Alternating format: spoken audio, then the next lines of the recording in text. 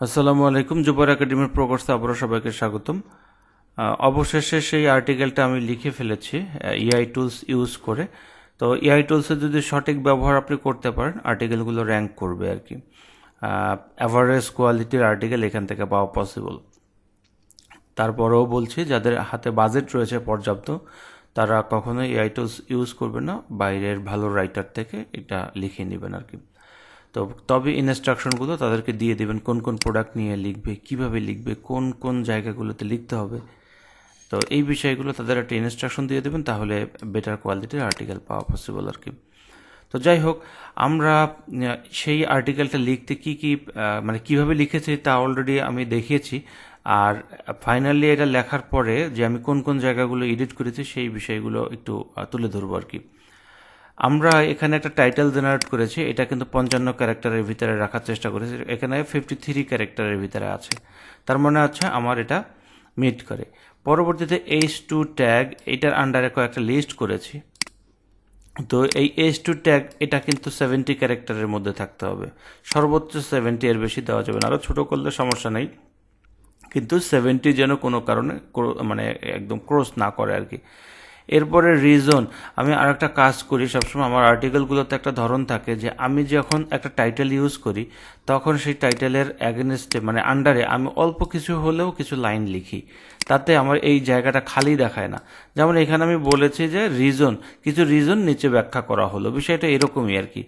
যে মানে এখানে আমি কোন কোন বিষয়ে ব্যাখ্যা করতে যাচ্ছি তার একটা ইন্ট্রোডাকশন এখানে দেওয়া।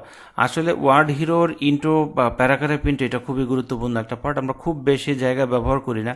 আমরা ইন্ট্রো প্যারাগ্রাফ ইউজ করি, আমরা এইটা বেটা ভার্সনটা, ব্লক প্যারাগ্রাফের বেটা ভার্সনটা ইউজ করতে পারি, আমরা লিস্টিক্যালস ইউজ করি, আর আমরা প্রোডাক্ট বেনিফিটগুলা ইউজ করি। লিস্টিক্যালস থেকে আমরা পর্স কনস এগুলো পেতে পারি, তারপরে প্রোডাক্ট বেনিফিট থেকে আমরা প্রোডাক্টের বেনিফিটগুলো বের করতে পারি। তাদেরকে যদি সঠিক ইনপুট দেওয়া হয় তাহলে তারা সঠিকভাবে আউটপুট দেয়। তো যাই হোক, আমরা এটার মাধ্যমে লিখেছি। তারপরও যদি কারো এই আর্টিকেল লেখা নিয়ে কোনো প্রবলেম ফেস করেন তাহলে আমাদের গ্রুপে পোস্ট করেন, আমরা সেখান থেকে উত্তর দিব। অথবা আপনাদের আমাদের যে লাইভ ক্লাসগুলো হবে মাঝে মাঝে, সেখানে আপনারা জয়েন করেন এবং আপনাদের প্রবলেমগুলো আমাকে প্রশ্ন করেন, আমি চেষ্টা করবো আপনাদেরকে উত্তর দেওয়ার। তো যাই হোক, আমরা প্রতিটা পয়েন্টের পরে কিছু না কিছু লিখি, মানে বিষয়টা এরকম, চলুন তাহলে কারণগুলো ব্যাখ্যা করা যাক, এরকম একটা কথা। তারপরে একে একে পয়েন্টগুলো আমরা এখানে তুলে ধরি, তুলে ধরার পরে আমরা সেগুলা ধীরে ধীরে এটা লিখি। তো লেখার পর আমরা গ্রামারলিটাই আমরা যেটা ফ্রি ভার্সনটা আছে ওইটা ইউজ করি, পরবর্তীতে আমরা সেটাকে করি আর কি, আমরা পেইড ভার্সনে চেক করি পরবর্তীতে। আরেকটা বিষয় হচ্ছে যে আমরা যখন মূল টপিক রিজন, এখন রিজন এইটা, আর রিজনের আন্ডারে যারা থাকবে তারা, এটা রিজন হলো H2 ট্যাগ, রিজনের আন্ডারে যারা থাকবে সেটা হলো H3 ট্যাগে হবে। যদি এটার আন্ডারে যদি আরও কিছু থাকতো তাহলে আমি H4 ইউজ করতাম। তো যাই হোক, দেখেন আমি প্রতিটা H2 ট্যাগ কভার করেছি এবং তার আন্ডারে আমি কিছু ব্যাখ্যা করেছি, কিছু লাইন লিখেছি, এটা দেখতে আর্টিকেলগুলো ভালো লাগে আর কি।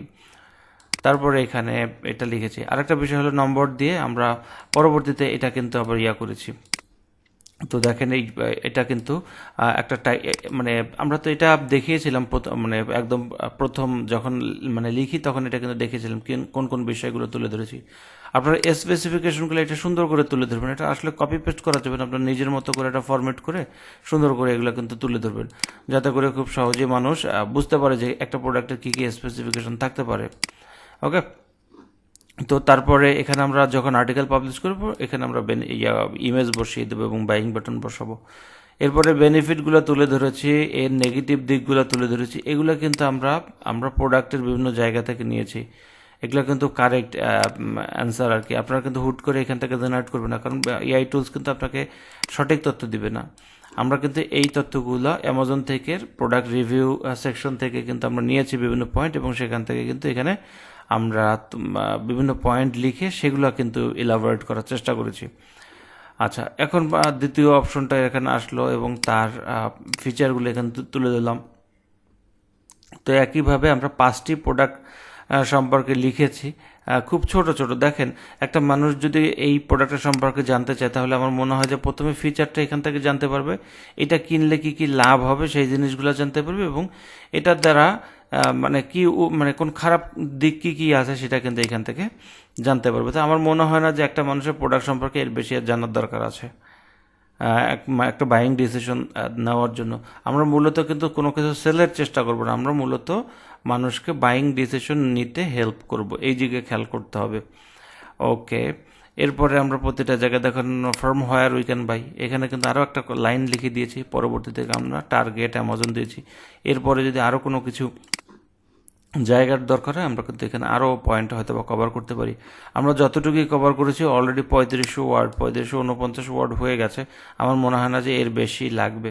আমরা যে কাজগুলো করেছি সেটা হলো ইন্ট্রোডাকশনে কিন্তু আমরা মূল কিওয়ার্ডটা রাখার চেষ্টা করেছি, শেষে কনক্লুশনে রেখেছি কিনা আমার ঠিক খেয়াল নেই, হয়তো বা রেখেছি। এই কনক্লুশনও কিন্তু মূল কিওয়ার্ডটা রাখার চেষ্টা করেছি। আমরা বিভিন্ন জায়গায় কেক আপ সম্পর্কে কথা বলেছি। আমরা আইস কফি, এখানে কিন্তু বিষয়টার মূল বিষয়টা হলো কিন্তু আইস কফি, কেক আপ না, খেয়াল করতে হবে। আর আর্টিকেলটা লেখার পরে আমি আসলে খুব ভালো করে পড়ে দেখেছি যে আমি মূলত যে best cake up for ice coffee সম্পর্কে যে লিখতে বসেছি, আমার আসলে আইস কফি এখানে পুরোটা কভার করেছে কিনা। অনেক সময় দেখা যায় যে আমরা কিওয়ার্ড হয়তো বা খুব ভালোভাবে রিসার্চ করি, কিন্তু পরবর্তীতে কিওয়ার্ডের যে মূল প্রতিপাদ্য বিষয়, যেমন এখানে কিন্তু cake up for ice coffee, এটা কিন্তু রেগুলার কেক আপ না, শুধুমাত্র আইস কফির জন্য কেক আপ।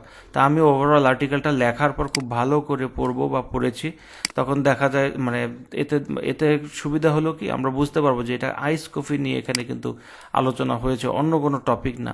তো অনেক সময় দেখা যায় অনেকে অন্য টপিকে চলে যায়, যেমন এখানে আইস কফির মানে এখানে প্রোডাক্টের রিভিউ করতে করতে এরা প্রোডাক্টের নর্মাল রিভিউ করে ফেলেন, কিন্তু মূলত এইটা না, এই প্রোডাক্টটা হবে কিন্তু আইস কফি রিলেটেড।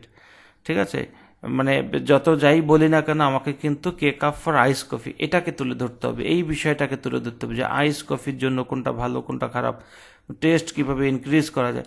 আসলে একটা আর্টিকেল অনেকভাবে সাজানো পসিবল, আপনার ব্রেনকে কাজে লাগাবেন, চিন্তা করবেন যে আসলে আমাদের এখন আরও কোনো কভার মানে কোনো কিছু কভার করা যায় কিনা। যেমন এই মুহূর্তে আমার একটা মনে পড়ে যে আইস কফিকে আরও টেস্ট করতে হলে টেস্ট বাড়ানোর জন্য আমাদের এখন কি করা মানে কি করতে পারি। আর ভিতরে কতবার আর্টিকেলের ভিতরে কতবার আমি এক্সাক্ট কিওয়ার্ড কভার করবো নির্দিষ্ট কোনো কিছু নাই, ন্যাচারালভাবে যতবার পরে সমস্যা নেই, 1000বার পড়ুক তাতেও সমস্যা নেই, আবার একবার পড়ুক বা 2বার পড়ুক তাতেও সমস্যা নেই। বিষয়টা হলো একটা আমরা সবসময় চেষ্টা করবো যে আমরা যে কিওয়ার্ডকে টার্গেট করেছি সেটা মূলত মিট করেছি কিনা। আমরা কিন্তু এখানে best cake up for ice coffee, আমাকে ওভারঅল পরে বুঝতে হবে যে আইস কফির জন্য মূলত কেক আপ কোনগুলো। যদি এই জিনিসটা এনশিওর করতে পারেন তাহলে আপনার কিওয়ার্ডটা অ্যানালাইসিস করার পর আপনি যদি আর্টিকেলের ঠিক এক্সাক্ট পয়েন্টটা এনশিওর করতে পারেন তাহলে কনফার্ম থাকেন যে আপনার এই মানে আর্টিকেলটা কিন্তু র্যাঙ্ক করবে। তো এইভাবে বুঝে শুনে আপনাকে কিন্তু আর্টিকেলগুলো পাবলিশ করতে হবে এবং ওভাবেই কিন্তু ইনফরমেশনগুলো প্রোভাইড করতে হবে। হ্যাঁ, আমি যেভাবে পদ্ধতিগুলো দেখিয়েছি জাস্ট এটা ফলো করতে থাকেন। এখান থেকে যাদের বাজেট নাই বা যারা অল্প বাজেট, ধরেন এরকম হতে পারে যে ইনফো আর্টিকেলগুলো এআই থেকে লিখলেন আর মানি আর্টিকেলগুলো বাইরে থেকে লিখলেন, তাও হবে। অল্প বাজেট বা যাদের একেবারে বাজেট নেই তারা এখান থেকে মোটামুটিভাবে একটা সাইট হয়তো বা রেডি করতে পারবেন, কিন্তু যখন আর্ন শুরু হয়ে যাবে তখন আর এই এআই টুলস ইউজ না করার জন্য সবাইকে অনুরোধ করবো আর কি। তো আর কথা বাড়াবো না, এই পর্যন্তই। আমার বাকিটা ধরা পড়বে হলো এখানে কোনো আর্টিকেলের প্রবলেম আছে কি না সেটা ধরা পড়বে যখন আমরা এই আর্টিকেলটা পাবলিশ করব ঠিক তখন। তো আশা করি সেই এপিসোডে আপনারা অনেক কিছু জানতে পারবেন, অন পেজ ইস্যুগুলো বিশেষ করে জানতে পারবেন যখন আমরা পাবলিশ করব, কারণ ওই সময়তে আমরা অন পেজ নিয়ে বেশ মানে প্রতিটা পয়েন্টই তুলে ধরার চেষ্টা করব, কিভাবে আমরা অন পেজ করব, আর্টিকেলটার ফোকাস ঠিক আছে কিনা, এটার গ্রামার ঠিক আছে কিনা। যদিও এখানে কিন্তু হিউজ একটা গ্রামারের ইরোর আছে, আমরা এই মুহূর্তে এটা ঠিক করতে চাচ্ছি না, মানে 99+ আছে, এখানে হিউজ একটা ইরোর আছে। এটা আমরা পরে যখন পাবলিশ করব তখন কিন্তু এটা আমরা ধীরে ধীরে এটা আবার ওই পাবলিশের সময় ঠিক করে ফেলব। ঠিক আছে, তো যাই হোক, কফিটাকে আপডেট করতে বলতেছে, আমরা অল আপডেট করে ফেলি। তো এই ছিল বিষয় আর কি। কোনো প্রকার প্রশ্ন থাকলে অবশ্যই গ্রুপে পোস্ট করবেন, আর আমাদের লাইভ ক্লাসগুলোতেও অ্যাটেন্ড করবেন অবশ্যই, এবং সেখানে জানার চেষ্টা করবেন, প্রশ্ন করার চেষ্টা করবেন, বা যে কোনো বিষয়ে আমাকে প্রশ্ন করবেন, চেষ্টা করবো আপনাদের উত্তর দেওয়ার জন্য। তো সবাই ভালো থাকেন, সুস্থ থাকেন, আল্লাহ হাফেজ।